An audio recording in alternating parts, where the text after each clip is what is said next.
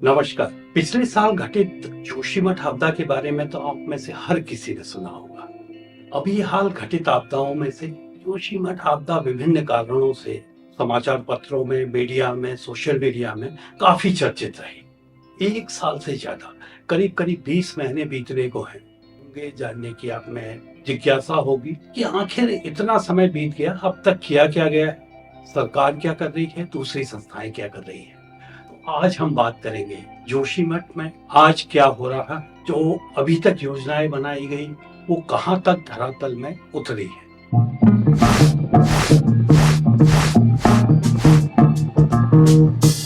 हम आज बात कर रहे हैं जोशीमठ की, और जैसा कि हमने पहले कई वीडियोस में बात की है कि पहाड़ों में भूस्खलन का होना या भूधसाव का होना कोई बड़ी बात नहीं है, ये एक सामान्य प्रक्रिया है।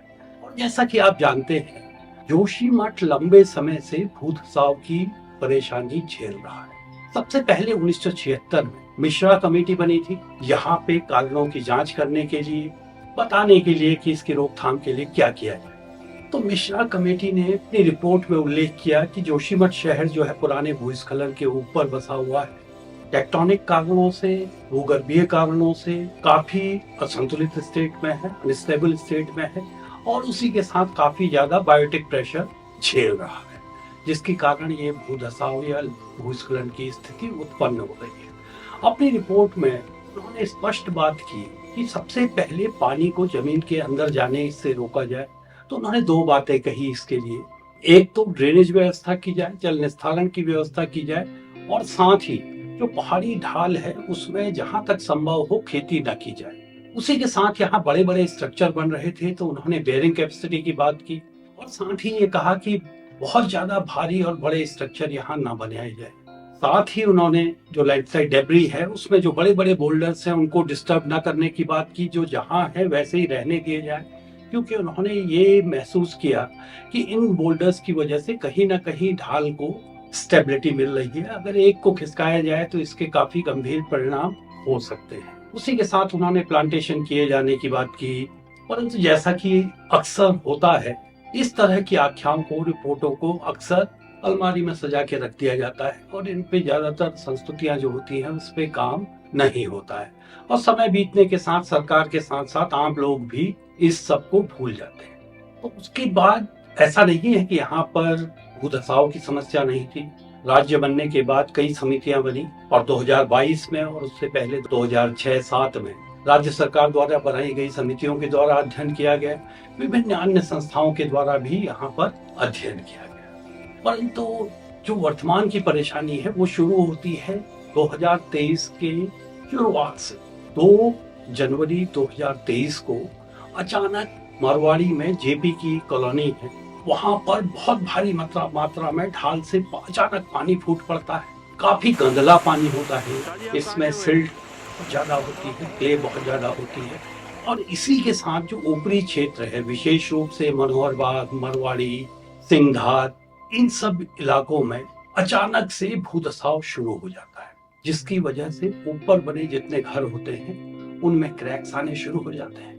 ये जो भूधसाव हो रहा था उसमें यहाँ पर 2 बड़े होटल थे, मलारी इन और माउंट व्यू, वो अचानक से एक दूसरे की तरफ झुक गए थे, जिसकी वजह से जो नीचे स्लोप पे मकान थे और सड़क की ओर जो अवसंरचनाएं थी उनको खतरा उत्पन्न हो गया था।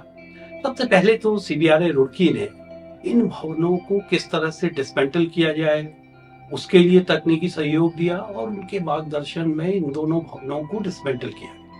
इसके बाद सरकार, जैसा कि होता है, जो प्रभावित है उनको टेम्पररी शेल्टर्स में शिफ्ट किया गया। उनके रहने की टेम्पररी व्यवस्थाएं कहीं स्कूल में, कहीं होटल्स में, कहीं धर्मशालाओं में की गई। और उसी के साथ जो यहाँ अच्छी बात हुई, राज्य सरकार ने पहली बार देश भर के जितने भी प्रतिष्ठित संस्थान थे, National Geophysical Research Institute, IIT Roorkee, NIH, CBRI, Wadia Institute of Himalayan Geology, Indian Institute of Remote Sensing, Central Ground Water Board, Geological Survey of India, इन सब की अलग अलग टीमें बनाई, और इन सब से कहा कि आप कारणों का पता लगाएं, सर्वे करें। और सभी जितने भी ये संस्थान थे, इन सब ने एकजुट होकर वहां पर गहन अध्ययन आरंभ कर दिया। उसी के साथ नेशनल डिजास्टर मैनेजमेंट अथॉरिटी ने यहाँ पर पोस्ट डिजास्टर नीड्स असेसमेंट करने की आवश्यकता दर्शाई, क्योंकि जो नया 15th फाइनेंस कमीशन की जो गाइडलाइंस हैं उसके अनुसार अगर आपको रिहेबिलिटेशन के लिए कहीं पर धनराशि अवमुक्त करनी है, धनराशि देनी है, उसके लिए पोस्ट डिजास्टर नीड्स असेसमेंट करना आवश्यक हो जाता है। तो एक 35 सदस्यीय टीम बनाई गई जिसमें इन सभी विभिन्न संस्थान, जो केंद्रीय संस्थान भी थे, दूसरे संस्थान भी थे, कुछ यूएन बॉडीज के लोग थे, उन सबको साथ लाया गया। इन्होंने क्षेत्र का गहन सर्वेक्षण किया और एक आख्या केंद्र सरकार को, एनडीएमए को सबमिट की, जिसमें कि विभिन्न उपाय करने, रोकथाम के लिए, रिहेबिलिटेशन के लिए पैसे देने, कितना पैसा दिया जाए उसकी बात थी। जितनी भी आख्याएं हैं ये सभी वर्तमान में जो Uttarakhand state disaster management authority है उसकी वेबसाइट पे हैं, जिसका लिंक नीचे दिया गया है। कुछ आख्याएं इसमें आपको पढ़नी चाहिए, कुछ में बहुत गहन अध्ययन क्षेत्र का किया गया है। विशेष रूप से जलजगत सर्वे ऑफ इंडिया ने काफी अच्छा काम इस क्षेत्र में किया है। दूसरे संस्थान, एनजीआरआई हो सकता है, सीबीआरआई हो सकता है, वाडिया इंस्टीट्यूट ने यहाँ पर एरियल लिडार सर्वे किया जो हेलीकॉप्टर के माध्यम से किया गया, और उसके आधार पे यहाँ पे हमको बहुत ही एक विस्तृत स्केल पे टोपोग्राफिक मैप उपलब्ध हुआ।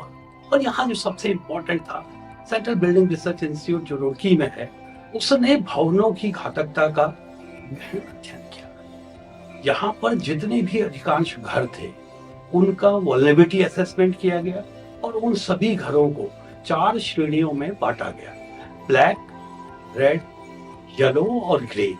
ब्लैक उन्होंने कहा कि क्षतिग्रस्त हो चुके हैं, इन्हें तो तुरंत ध्वस्त कर देना चाहिए। रेड कैटेगरी जो थी वो रहने योग्य नहीं बताई गई। येलो सुरक्षित नहीं थी मगर उसको कुछ मरम्मत करके वहां पे रह सकते थे, और जो ग्रीन थी वो सुरक्षित थी। तो इस प्रकार 1% जो घर थे वो ब्लैक कैटेगरी में पड़ रहे थे, जिनको तुरंत ध्वस्त किया जाना था। करीब 20% जो जोशीमठ के टोटल घर थे और संरचनाएं थी वो रेड कैटेगरी में पड़ रही थी, जो कि रहने योग्य नहीं थी। तो इसी के आधार पे राज्य सरकार ने एक पुनर्निर्माण की, पुनर्स्थापना की योजना बनाई, जिसमें सबसे पहले टेम्परेरी जो आवास बनाए जाने थे वो ढाक में बनाने की बात की, और वहां पे तुरंत जो टेम्परेरी स्ट्रक्चर्स थे 2 बेडरूम के प्रीफैब्रिकेटेड स्ट्रक्चर्स सीबीआरआई रुड़की की सहायता से उनके टेक्निकल गाइडेंस में बनाए गए, और 15 भवन वहां पे बन के तुरंत तैयार करा दिए गए। उसी के साथ साथ ये कहा गया कि जो भवन रहने योग्य नहीं है या जिनमें रहना खतरनाक है, ब्लैक एंड रेड कैटेगरी के, इन सबको खाली कराया जाएगा।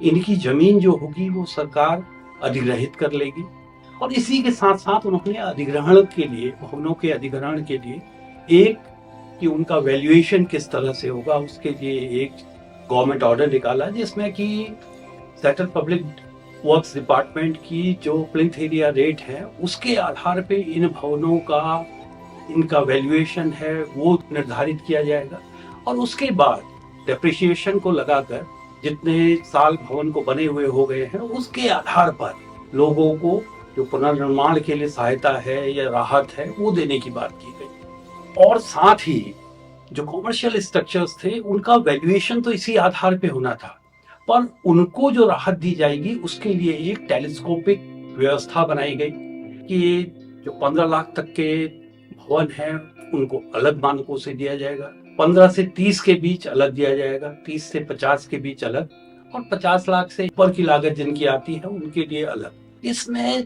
एक पेज फंसता हुआ दिखा, क्योंकि जैसे जैसे जो कॉमर्शियल एंटिटीज हैं उनकी कॉमर्शियल भवन जो थे उनकी लागत या उनका वैल्यूएशन बढ़ रहा था, उनको मिलने वाली राहत राशि अपेक्षाकृत कम होती जा रही थी। अगर कोई 15 लाख किसी कॉमर्शियल भवन का वैल्यूएशन आता है तो उसको जो राहत मिल रही थी वो 9 लाख के करीब आ रही थी। इसी तरह 30 लाख के करीब उसका वैल्यूएशन आता है तो उसको 13.5 के करीब 13.5 लाख का राहत अनुमन्न हो रही थी। 50 लाख का अगर किसी का आता है तो उसका 17.5 के करीब, और अगर किसी की 1 करोड़ के करीब किसी की वैल्यूएशन आता है तो उसको केवल 22.5 लाख का राहत मिलना अनुमन्य हो रहा था। इससे काफी असंतोष वहां पे लोगों में हो गया।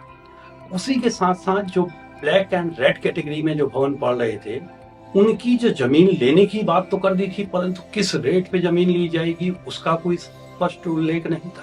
साथ ही साथ उसमें वो दोबारा बना पाएंगे, अगर वो जमीन नहीं देते हैं दोबारा बना पाएंगे या नहीं बना पाएंगे, उसके लिए कोई वो व्यवस्था का स्पष्ट उल्लेख नहीं था। उसी के साथ जो लोग पुनर्वासित किए जाने थे उनके लिए गौचर में और पीपल कोटी में कुछ जगहें देखी गई, कुछ जगहें सरकारी थी, कुछ प्राइवेट एक्वायर करने की बात की गई और कहा गया कि मांग के आधार पर लोगों को यहाँ पर जमीन दी जाएगी और ज्यादातर ओनर ड्रिवन कंस्ट्रक्शन जो है उसे प्रमोट किया जाएगा।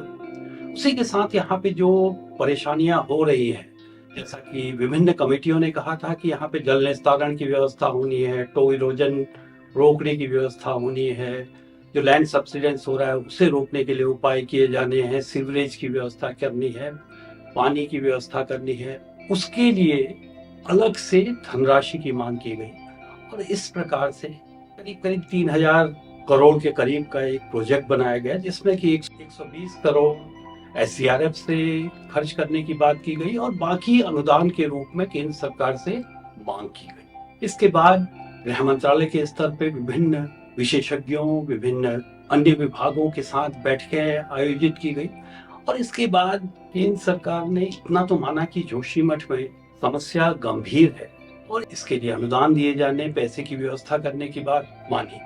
परंतु उन्होंने कहा जिस तरह की राज्य सरकार ने कह दिया है कि हम प्लिंथ एरिया रेट के आधार पे नाप के पैसा देंगे, उन्होंने कहा नाप के पैसा देना केंद्र सरकार की नीतियों में नहीं है। हम प्रभावितों को बना बनाया घर तो दे सकते हैं परंतु हम नाप के आधार पे पैसा नहीं देंगे। साथ ही इस बात पे सहमति हुई कि पुनर्वास के लिए जो एक मैरिड कपल है, 1 जनवरी 2023 को जितने भी मैरिड कपल हैं उनको पुनर्वास की इकाई माना जाए और उसके आधार पे उन्हें बने बनाया घर या उसके बराबर की जो धनराशि है वो उपलब्ध कराई दी जाए। तो एक 2 BHK की जो कॉस्ट है जो CBRI ने एसेस की थी वो 19.71 लाख थी, 19.71 लाख वो देने की बात की गई। और जैसा कि राज्य सरकार ने पहले कहा था कि येलो कैटेगरी के जितने भी भवन हैं उनकी हम रेट्रोफिटिंग करेंगे ताकि वो पूरी तरह से रहने योग्य हो जाए। यहाँ ये समझना जरूरी है कि जो CBRI ने उनके द्वारा जो भवनों का डिस्ट्रेस का जो रिपोर्ट बनाई गई थी उसके आधार पे जोशीमठ को 3 भागों में बांटा, high risk zone, moderate risk zone और लो रिस्क जोन। CBRI ने केवल भवनों को आधार माना था और जब PDNA के लिए कमेटी बनी तो ये कहा गया कि अन्य चीजों को भी देखा जाए, जियोलॉजी किस तरह की है, ग्राउंड सब्सिडेंस कहाँ हो रहा है, लैंडस्लाइड कहाँ हो रहा है, उसके आधार पे इस मैप को रिवाइज किया जाए। जो PDNA के लिए कमेटी बनी थी उसने इस मैप को दोबारा से रिकंस्टिट्यूट किया और हाई, मॉडरेट और लो रिस्क जोन में पूरे जोशीमठ को बांटा और राज्य सरकार ने कहा कि हम जितने black and red category houses हैं उनको एक्वायर करेंगे, उनको डिमोलिश कर देंगे, चाहे वो हाई कैटेगरी में हो, लो में हो या मॉडरेट में हो, और जो येलो कैटेगरी जितने भी हाउसेज हैं उनको हम रेट्रोफिट करेंगे। केंद्र सरकार ने ये बात कही कि इस तरह की व्यवस्था ठीक नहीं है। अगर आप एक जगह हाई रिस्क जोन बोल दे रहे हो तो उसको पूरी तरह खाली कराना। तो यहाँ बात हुई कि हाई रिस्क जोन के अंदर चाहे येलो कैटेगरी का हो चाहे ग्रीन कैटेगरी का हो उसे भी खाली करना होगा। तो जो केंद्र सरकार ने प्रस्ताव स्वीकृत किया उसमें ये था कि पूरा का पूरा हाई रिस्क जोन जो है जोशीमठ का उसको पूरी तरह खाली किया जाए। तो बात उठी कि इस जमीन को अधिग्रहित करना होगा और केंद्र सरकार ने ये भी कहा कि जो येलो कैटेगरी हाउसेज है उनको रेट्रोफिटिंग करना इतना सरल नहीं होगा, ये बहुत जटिल कार्य है, इसके लिए न टेक्निकल मैन पावर मिल पाएगी न दूसरी चीजें होंगी। तो उन्होंने रेट्रोफिटिंग को एक सिरे से नकार दिया और उसी के साथ उन्होंने कहा कि जो आप बात कर रहे हैं रिस्टोरेशन की उसके लिए DPR बनाइए और DPR के आधार पे जो भी खर्च होगा वो स्वीकृत किया जाएगा। साथ ही केंद्र सरकार ने यह भी कहा कि केवल ऐसा नहीं होगा कि आपने केवल SDRF से खर्च कर दिया, जितने भी मद हैं उसमें राज्य सरकार को 10% की हिस्सेदारी करनी होगी। इस प्रकार करीब करीब 1600 करोड़ का एक प्रोजेक्ट सैंक्शन किया गया जिसमें 1080 करोड़ रुपया केंद्र सरकार को देना है, शेष धनराशि राज्य सरकार और SDRF से ली जानी है। तो अब जो टो प्रोटेक्शन काम है, जो अलकनंदा नीचे तो का इरोजन कर रही है, उसके लिए इरिगेशन डिपार्टमेंट के द्वारा डीपीआर बनाई जा चुकी है, जो कि इवैल्यूएशन की स्टेज पे है। जो जल निस्तारण व्यवस्था है, ड्रेनेज व्यवस्था है और सीवरेज व्यवस्था है, उसके लिए जल निगम के द्वारा कंसल्टेंट्स लगाए गए हैं। डिटेल्ड प्रोजेक्ट रिपोर्ट वर्तमान में बनाई जा रही है। और जो लैंड सब्सिडेंस या लैंडस्लाइड हो रहा है, उसके लिए जो रिस्टोरेशन के लिए डीपीआर है, वो पब्लिक वर्क्स डिपार्टमेंट बना रहा है कंसल्टेंसी सहायता से। तो जहां तक लोगों के पुनर्वास की बात है, उस पे अभी गतिरोध बना हुआ है, क्योंकि जोशीमठ प्रमुख पर्यटन स्थल है। वहां पर तीर्थ यात्री और जो पर्यटक है बड़ी संख्या में आते हैं।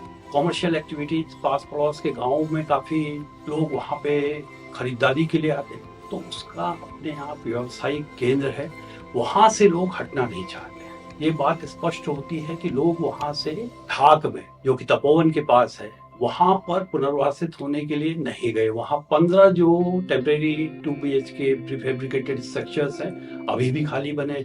ये बड़ा प्रश्न है कि लोग गौचर या फिर पीपल कोटी में पुनर्वास होंगे या नहीं होंगे। अभी किस रेट पे भूमि दी जाएगी, उस पे कोई स्थिति स्पष्ट नहीं है। कुछ लोगों ने निश्चित ही, जो निजी भवन है, उन्होंने प्लिंथ एरिया रेट के हिसाब से कंपनसेशन ले लिया है, परंतु कॉमर्शियल जो स्ट्रक्चर्स हैं उन पे गतिरोध बना हुआ है। सरकार ने, जैसा मैंने पहले कहा, इस आपदा के बाद बहुत प्रोएक्टिवली साइंटिफिक इंस्टीट्यूशंस को इंगेज किया, दूसरी चीजें की। यहाँ जो ये गलती रह गई वो ये थी कि हमने लोगों के साथ संवाद शुरू से स्थापित नहीं किया। इसमें कुछ सोशल साइंटिस्ट हो सकते थे, कुछ सामाजिक व्यक्ति हो सकते थे, एनजीओज हो सकते थे, जिनको इंटीग्रेट करके लोग क्या चाहते हैं, उन सब चीज़ों को, कहाँ बसना चाहते हैं, किस तरह का पुनर्वास पैकेज चाहते हैं, उसकी व्यवस्था होनी चाहिए थी। हो सकता है भविष्य में इससे सीख लेके आगे जो कार्य हो उसमें इस तरह का चीज़ें की जाए। उसी के साथ जो वैज्ञानिक संस्थाएं थी, CBRI ने अपने द्वारा जो भवनों का डिस्ट्रेस था उसके आधार पे 1000 जोनेशन मैप बनाया, वहां तक ठीक है। तो जो अंत में PDNA के बाद जो रिस्क मैप अल्टीमेटली दिया गया, वो ज्यादातर स्थितियों में भवनों की स्थिति पे आधारित था। वो कहीं पे उसका कोई बेसिस नहीं दिया गया है, किस आधार पे ये मैप बनाया गया है, उसके लिए कौन से जियोलॉजिकल पैरामीटर्स लिए गए, कौन से जियोटेक्निकल पैरामीटर्स लिए गए, हाइड्रोलॉजिकल क्या पैरामीटर्स दिए गए, उसका कहीं कोई उल्लेख नहीं है। तो आज की स्थिति की बात करें तो आज जोशीमठ में जो मिटिगेशन वर्क्स होने हैं उसके लिए डीपीआर बनाई जा रही हैं 4 विभिन्न कार्यों के लिए। रिहेबिलिटेशन का मुद्दा जो है लोगों के बीच फंसा हुआ है, क्योंकि यहाँ पे काफी ज्यादा प्रॉपर्टीज कॉमर्शियल है, होटल्स हैं, लॉज हैं, रेस्टोरेंट्स हैं, दूसरी चीजें हैं, उनको लेके गतिरोध बना हुआ है, क्योंकि उन्हें लग रहा है कि उनको कोई अच्छी डील नहीं मिल पा रही है। तो अब देखना यह है, क्योंकि नीचे जो मरवाड़ी बाईपास है उसका काम भी आरंभ हो गया है, उसके बन जाने के बाद निश्चित ही जोशीमठ से गुजरने वाले यात्रियों की संख्या में कमी आएगी। तो हो सकता है उसके बाद लोग पुनर्वास के प्रति बहुत सीरियस हो। और यही हम बात करते हैं कि ये जोशीमठ अकेला एक शहर नहीं है जो इस तरह की समस्याएं झेल रहा है, क्योंकि पहाड़ों में हमने बात की, ज्यादातर शहर जो है पुराने लैंडस्लाइड के मलबे के ऊपर बसे हुए हैं। और समय बीतने के साथ, क्योंकि हमारे जो बुजुर्ग थे, यहाँ के जो लोग थे, वो मलबे के ऊपर बसते नहीं थे, बसते वो मलबे से दूर स्थिर जगह में थे। समय बीतने के साथ जगह की कमी हुई, स्थान की कमी हुई और लोग इस मलबे के ऊपर बसने लगे। तो विभिन्न कारणों से इस मलबे में, विभिन्न जगहों में, पूरे राज्य भर में अनस्टेबिलिटी आ रही है। तो हमें दूरगामी योजनाएं बनाने की जरूरत है, बिल्डिंग बायलॉज में सुधार करने की जरूरत है। ऐसा नहीं कि हर जगह आपने कह दिया कि पहाड़ों में कहीं भी 12 मीटर तक बन सकता है। हमको साइट स्पेसिफिक बिल्डिंग बायलॉज बनाने होंगे और उनका सख्ती से अनुपालन करवाना होगा। पहाड़ों में हल्के भवन बनाने होंगे, पहाड़ों में सभी जगहों पर ड्रेनेज की उपयुक्त व्यवस्थाएं करनी होगी। और जोशीमठ की तरह अगर कहीं पे कुछ समस्याएं उत्पन्न होती हैं तो पहले दिन से लोगों को साथ लेके वो क्या चाहते हैं, क्या नहीं चाहते, उसका ध्यान रखा जाए। इसी के साथ अगर आपको इस चैनल में बताई गई बातें अच्छी लग रही हैं, उससे कुछ फायदा हो रहा है, कोई जानकारी मिल रही है, चैनल को लाइक कीजिए, सब्सक्राइब कीजिए, शेयर कीजिए और कमेंट जरूर कीजिए कि आपको ये कार्यक्रम लगा क्या। धन्यवाद, नमस्कार, देखते रहिए।